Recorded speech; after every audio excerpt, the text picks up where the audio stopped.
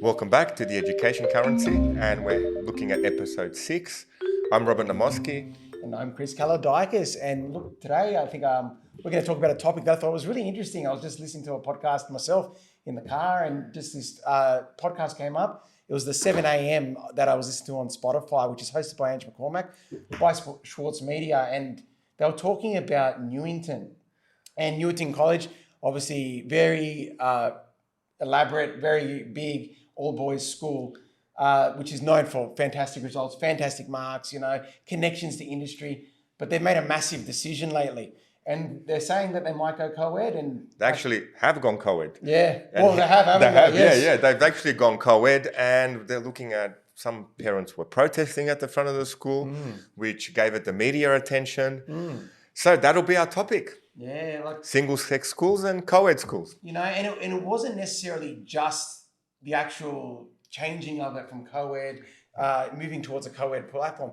It's also the discussion around that I found very interesting in this specific podcast. And if you ever want to listen to it, it was their podcast for the 6th of February in 2024. All right, if you do want to listen to it, I found it very informative. I am going to be a bit critical of certain aspects, but I still respect the honesty of what was said in the actual podcast, more so from the person being interviewed in the podcast there. But look, just going over some of the statistics in relation to Newington themselves. They've been an all-boys school for over 150 years. I think it's around the 160-year mark. And obviously, the announcement was made. Parents have known this, and this led to a protest taking place. Okay, parents were in the street, upset that their children or their grandchildren may not be able to attend the school, because obviously when a school goes co-ed, it halves the candidature of the potential all boys that can attend, because now we've got to make room for girls and obviously offer the balance in the students that can attend. That's true, but it's not just Newington that are going co-ed. 2027, the government will be introducing policies where co-ed schools will expand their catchment region, where every student will have the option of selecting a co-ed school. So Newington maybe just be ahead of the market now, being a private school, capitalizing on it.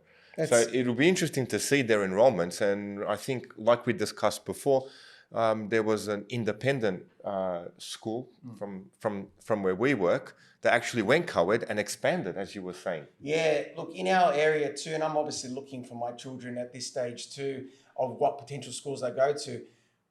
I've grown up in this area, and back when I was young, I went to one of the Sydney Catholic schools in the area. Back then, there was 2 boys' schools predominantly in our area, one 7 to 12, one 7 to 10, and there were 2 girls' schools. About 10 years ago, the 7 to 10 boys' school changed to a co-ed school. And with that change, they had some very successful HSCs. But the big piece of data that came out from last year, their enrollment rate, 400 families wanted to get into that school, which is higher than all the other schools that have been around longer. The families want to get into co-education. So I thought that was quite interesting. You've been on your path yourself. Your daughter's just started high school. What did you think? Well, we were looking at making that as every parent, as a teacher, it's easy giving the advice, and then it's your kid. Yes. Okay, here we go. So we had her enrolled in 2 schools. One was single sex and one was co-ed. And we were tossing and turning between the 2. What actually made us, the decision was made where the actual co-ed school it was more convenient, it was in a closer location, and then having both a son and a daughter, we could send them both to the same school. And this was a deciding factor for us, where, okay, both kids can go to the same school. We looked at the differences between the schools, and it seemed one had a little bit of an advantage, then the other one had an advantage on something else. The single-sex school, at this case, was bigger, but then the co-ed school was a smaller, it seemed a more community-based environment with that school, so we opted for it. But that was our personal decision, but everyone else's decision is, based on their experiences. I know friends of ours where they went to this single-sex school. It's a Catholic school. It's a very good school, and they sent their daughters there. Either way, I think my daughter would have adjusted okay to both schools, but that still puts in the question: where do you send your kid? I know, and that's the thing too. And like when we talk about schools, we can talk about co-ed, we can talk about single-sex schools, we can talk about public schools, we can talk about private schools, we can talk about schools that are in between. Really, it's about knowing your children. All right. And you got to go to these schools. You got to check them out. You got to see, would my kid fit in here? And you got to know your child. Would they be anxious around the opposite gender in a school? Okay. Where is the community you know of from primary school going? These are all factors. So in no way would I say this one's better than this one and always this is the way for one and this is the way for the other. But we've got to have to discuss now what are the advantages and disadvantages. Okay. It's a biased opinion, obviously, but for myself in running the tuition center and speaking to parents that have sent their kids to single-sex schools, they, especially with girls, there could be that, okay, be careful of the bullying factor. It's not as obvious with boys. We're working in a boys' school. Anything happens, it's usually verbal, it's usually physical, and you can see it straight away. You can feel the energy of the room or the playground. Something's not moving right, you know, and straight away, okay, what's happening here? From what I've been told, I haven't worked in a girls' school, things work a little differently. A little bit more, it's under the table, it's not as obvious on the surface. And like you said before, there's just things that you'd have to be careful of with these schools. With boys' schools, it's that physical bullying factor. Is your child themselves excluding themselves from it? Bring them to martial arts, we can solve that. Okay. And with girls, okay, their friendship groups. How are they forming? How are they in that sort of friendship group?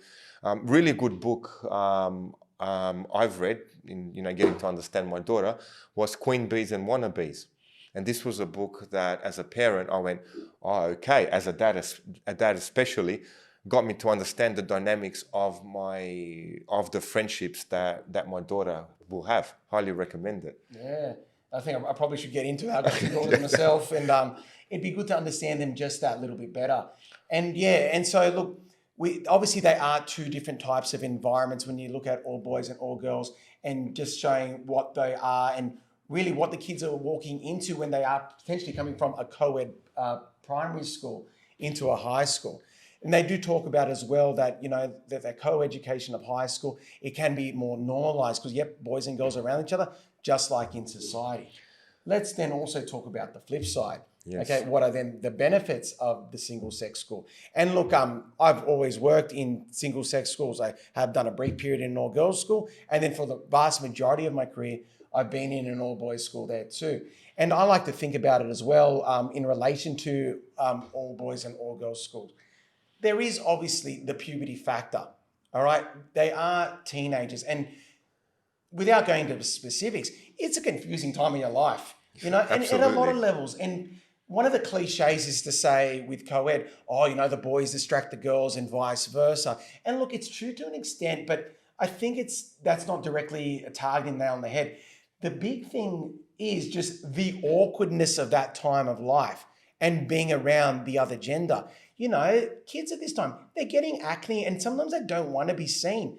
Anxiety's through the roof, even in just relation to school alone and the fact that you've got to study. And then you are starting to be around boys or girls, and then these feelings are overcoming you. So it kind of just puts them into a safe environment where that stuff isn't a factor.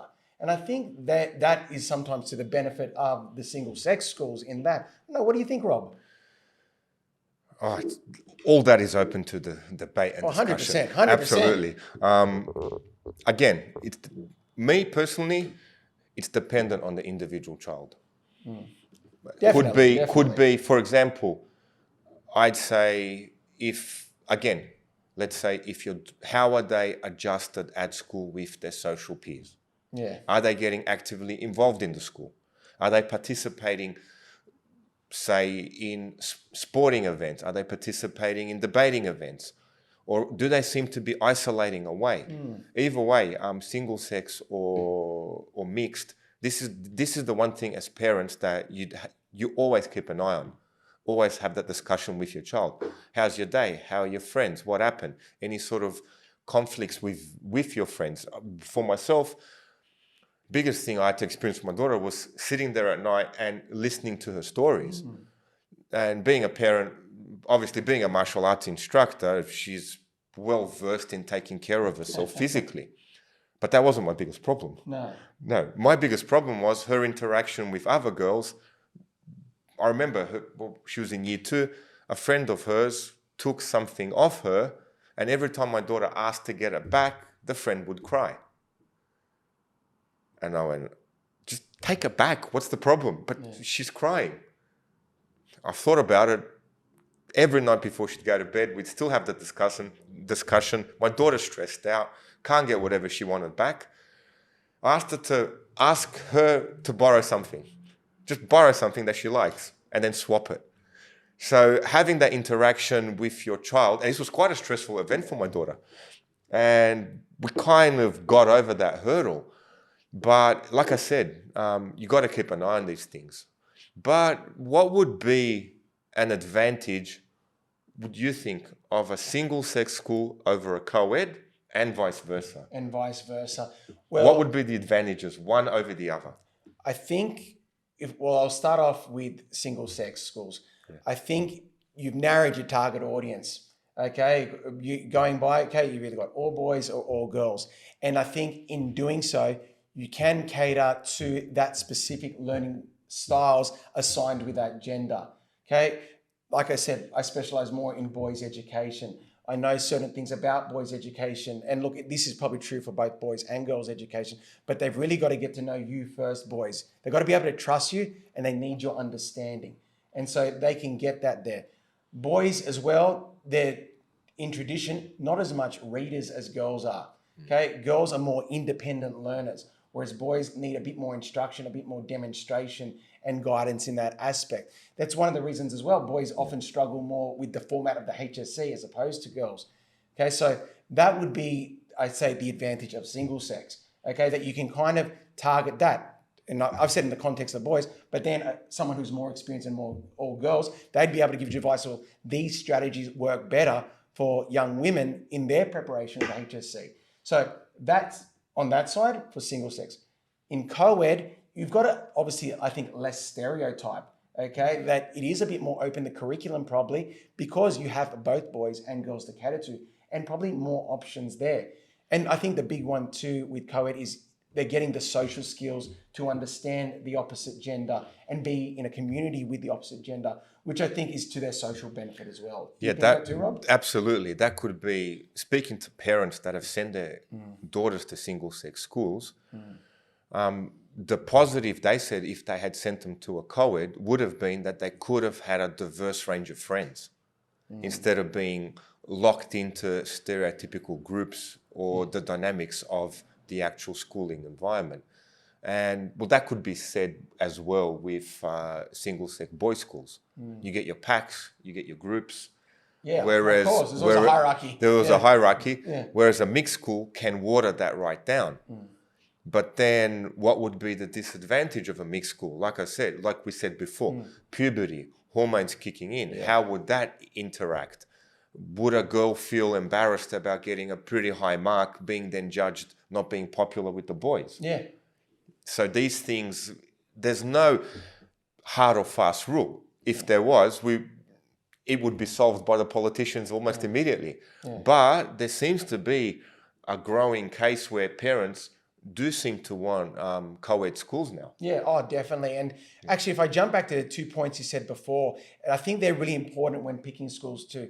You mentioned how much you spoke with your daughter and, you had your discussions. And I think that is key. Whichever way you pick to go with your school, know your child, all right? Where do you think they're going to be comfortable? Because really, they might get anxiety around the opposite sex, and thus they don't want to go to a co-ed school, or vice versa. They might have lots of friends that are of the opposite sex at their primary school. You know what? They could traverse into co-ed, or you can see clashes that they're having. So that's the first one. The actual point you said before that was also really good too.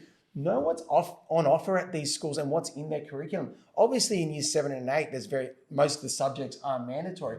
But then once you get to year 9 and upwards, there's a lot of elective subjects, and they feed into what potential tertiary pathways your child might go to. So you do have to look that bit deeper too. And that's then completely regardless of what the school structure is in that aspect too. So while there is a lot of controversy in talking about, this change with Newington, it's really, the nuts and bolts of the school that really matter and what's going on there. But Newington changing is a win for co-ed education. It's another opportunity to send your sons and daughters there, Well, it'll be interesting to see the enrollments from Newington and Trinity. Yeah. They both were single-sex boys' schools. So this will be a really good study case to see actually, okay, what will happen now?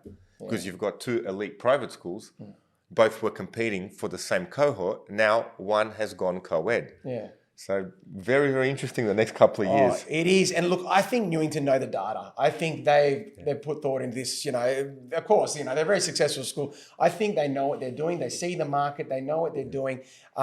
There is obviously a call out for it. And I think it's going to be a good call. I think everyone wins, Families will be able to send all their kids to the one school. It'll be great. Yeah. Okay, here's a question for single-sex boys' schools. And I'm sure it's been asked before. Yeah. Does it promote misogyny? Well, I'm actually glad you asked that because that brings me back to the article that kind of raises and why I really wanted to bring this up tonight. All right, the person being interviewed in the article did kind of link that all boys' schools can be linked to misogyny and then can lead to a whole number of issues in how these boys from these schools relate to girls once either during the high school period or after they leave. That bit, I think, really did trigger me a bit because I worked my career, very long time in all boys schools. And I have not seen misogyny. I have seen boys, doing stereotypical boy things. And look, I won't go into detail what you might classify that as, but it really paints an offensive picture of what boys in all boys schools are. Like, they're not all these jocks or confident kids, and they're dismissive of women and all that. Like, I thought that was really offensive because, I see these young boys and, they're young boys. They come in as kids. They go through teenagers. And yes, they leave as young men, but they are vulnerable. They're trying to learn. They're putting themselves out of their comfort zones. And I think, that is why, once again, back to single-sex education, I'm proud of the school I work in for giving them that safe environment for them to learn in, and no, it's not anti-female. And if there is anything discussed along those lines, teachers will address that, but it's... I think the boys sorted out themselves very quickly. Well, the school we're at, any sort of misogyny, you're isolated. Yeah. Yeah, you'd be looked at almost as a low intelligence. Yeah. And the boys would actually shun you away.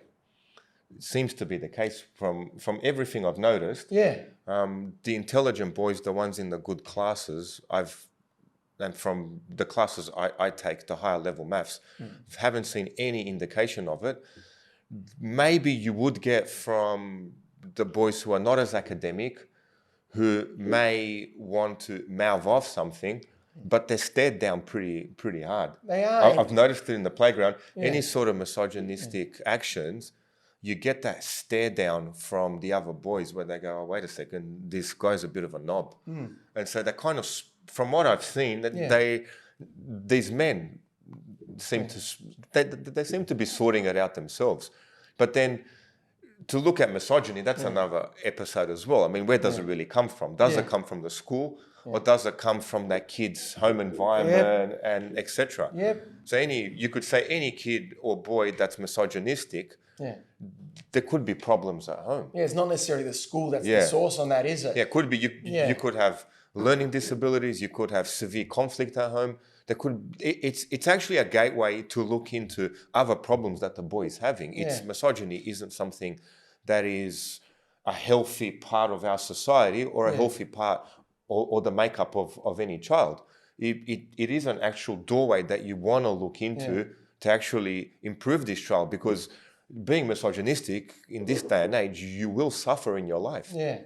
And that's actually a very good point, because although I would never call any of my students at our school this, okay, there are jerks in society, all right?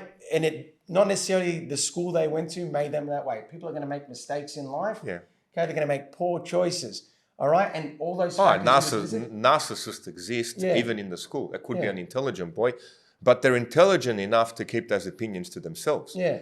What they're like in personal relationships could be something else. Yeah. But if a boy who becomes a man is inclined that way, it's not something in this day and age that is expressed. Yeah. And I believe that can happen at a co-ed school. Yeah, any school. Girls can be jerks too. There was a sad case where an actual girl in a private school was killed by her psychopathic boyfriend. I forgot the private school where it happened. Yeah. I remember the story, but I won't mention the name. Yeah, it was a few months ago. We won't mention it, but they came from a private school, then they worked in the actual school, and all of a sudden they were interviewing the other boys. It was a little bit weird, kind of a little bit off-putting. So there are indicators for this, you could call it a psychological disorder more than anything else. So misogyny actually could be labeled that. Yeah. And look, the other layer that comes to this as well then, and they align this with all boys schools more in the independent and private layer, is then that of privilege and the equity of these schools. And Newington was viewed as this, as they get special privileges and then they're lined up for life and they get success. And look, I will also commend the person being interviewed once again, as I am criticizing a few of the things she said. She admitted that she went to a female school that was also, you could say, is viewed as privileged. So this idea of privilege, and the school you're referring to in this situation too would also be viewed that way, in that due to its incestuous nature, perceived I should say, does that lead to teaching young people that they are better than others and they can do what they want? I don't know, what's your view of that? Is that then linked to making misogynistic? I wouldn't. Parents spend a lot of money sending these kids to these schools. And even if they're corporate professionals, a whole parent's paycheck goes into it. It's not something easily done. So they do it for a reason, for a privilege, or maybe to get the social connections that can give you a bit more of a head start. Either way, both you and me coming to Australia as immigrants, we always try and better ourselves, further ourselves. You know, I think I read a case somewhere. My dad caught a train to work. I drive a car to work. Am I privileged more than my dad? Absolutely. And I think the school we work in, we get students that have moved up the social economic ladder compared to their parents. Most of the parents that send the kids to our school went to public schools. Now they're sending, not that there's anything wrong with public schools. I myself went to a public school, but now the same parents are sending them to Catholic schools. So this is Australia. You get the opportunity to actually, give your kids that one step better than you had. It's a natural thing as a parent. So can you attack the parents for doing this? No. Do the parents actually spend a lot of money to do this? Yes. Are the parents themselves privileged in a way? Maybe, but they do struggle to send their kids there. All those kids that go to these private schools, they don't come from multi-millionaire, CEOs or people with, trust funds in the millions. There are certain percentages that do, but the rest don't. And everyone does the best they can for their child in sending them to these schools. But then, does the school really give you that much of an advantage in doing that? That's another podcast topic altogether. Whereas I believe an independent school, we'd be biased, of course. The one we're at, we're very happy there. We're very happy there. We've got great staff, phenomenal principal and leadership, and that just. I'm getting a promotion. You definitely are. No, I'm not. I like where I am. The kids have all the advantages that they have. I mean, we've had the Premier of New South Wales come to the school we're teaching at. And then again, the Prime Minister of Australia went to a public school. So really, what is the advantage of sending your kids to private schools? Yes, the social network, they may get the connections later on in life, but really, will they? That's it. It all comes down to your individual child and what's on offer. And once again, it's hard to categorize because every independent school is different. Okay, the teachers they have there, their budget, their funds, what they invest in. Okay, the socioeconomic status of the area that you're in. There's a whole layer of factors. Of course there is, but it would come to the point where as we work, as our kids get educated, Yeah. our grandkids will probably go to these schools. Yeah, that's it, eh? And look, that's to the credit. It's nice to hear that education is valued in that way, that if a family does have money and they can afford it, they will invest that in that child in hopes that they can have a better future than who they and what they You always want to give your kids that one step better than you had. Yeah. Whether it is better, as a parent, of course, you're always going to try. And that's where you can see as well what these parents in Newington who were protesting the street, you know, while it might have been ridiculed by, I feel a bit in the actual article, they wanted the opportunities for their child. So you can't really criticize those parents either for being in the street protesting. They're doing what they think is right. Welcome to democracy. You have a right to protest, but they're still going co-ed. Yeah, they're still going, I know. They're still going it's not going to happen, but, you know, good on them. You wanted them to have their voice, eh? Yeah, absolutely. Yeah. So you taught at both. You've taught at both schools? Male, all boys and all girls. All boys, all girls. Yeah. What would be the big difference that you would say? It was a shock to the system going into an all-girls school, how quiet it was. Like girls, much more passive. They can have what I'd call a normal conversation at a normal volume, you know, that the whole playground doesn't hear. Sitting around, like, just the environment is completely different. Boys, obviously exerting more energy. They're running around the playground, very loud, very physical with each other, you know, extremely different. But, you know, that's the thing. Like, you know, I'm not going in with any biases. These are just my observations. Other schools could be different. But yeah, it was very noticeable, you know, in that aspect. So as a teacher, what would be one advantage of each? One advantage of each? Yes. I feel when I was teaching at an all-girls school, they were more intrinsically motivated. It could have been the school I was at, but the girls, I think it was much easier. They sat in class, they listened, they did their work very much, you know, they just got along with the job. With the boys, okay, obviously the in-class is different. I find though with the boys, it was easier rapport-based. Maybe because I was a male too, it was easier in order to build a connection with those with the young men that I work with. They did want to get to know me first before they want to learn, and they still do every year. Okay, but I find, you know, the interaction, the social behavior, just that a little bit easier with the boys, and, you know, and be able to converse with them. But I find that as well. Being a male teacher in a boys' school, I'd say you'd have the advantage over the female teachers. Yeah. And the female teachers, they're the ones that said that to me. Yeah. So what would be one disadvantage? A disadvantage of the boys, I think. And the girls. In the boys where I've got the more experience, probably discipline. Okay, it can be a lot harder with the boys, you know, getting them to settle, sit down, especially when they're, like I said, they've been on the playground running around, you know, exerting its energy, and then they've got to calm right down and sit in the class for an hour, followed by another class. So discipline, I think, can be a bit harder in the boys' school. But then on the side of the girls' school, and this is my own experience, it's harder to pick up on the behavior in the girls' school. They are quieter, but bullying still happens, as you mentioned before. Yes. And that can be harder to identify in the girls' school. And then sometimes we don't understand why they're upset or fully understand what's going on. And that's just, like I said, my own observations there in relation to that. So would you agree with that then, Rob? I've only got experience with boys. And from my background, other than the school, in the tuition centre, it's quite different. It's a different environment. Both come in, both settle in, but they do seem to, from boys' schools and girls' school, they do seem to form a bond and a friendship group from the years that they've came in here. In the martial arts, there's no discrimination. Everyone gets belted, no matter who you are. Everyone's the same. Yeah. You know, we build you that confidence. If it's a female, well, there's a lot more than just saying no, where she can actually hurt you behind it.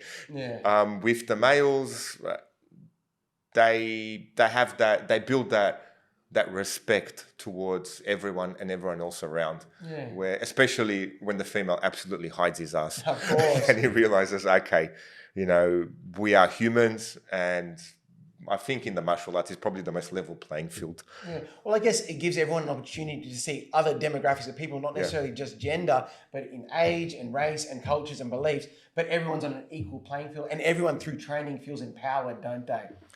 Yeah, that's a different podcast. Yeah, we can talk about. There, We don't go down that rabbit hole, but definitely, Yeah. it's a different environment to what you get at school. That sounds pretty good, Rob. I think we'll leave that one We'll there. leave it for another day. Excellent. Well, look, everyone, I'm Chris Kaladikis. Thanks for listening today. I'm Robert Namoski, and we'll see you at our next one.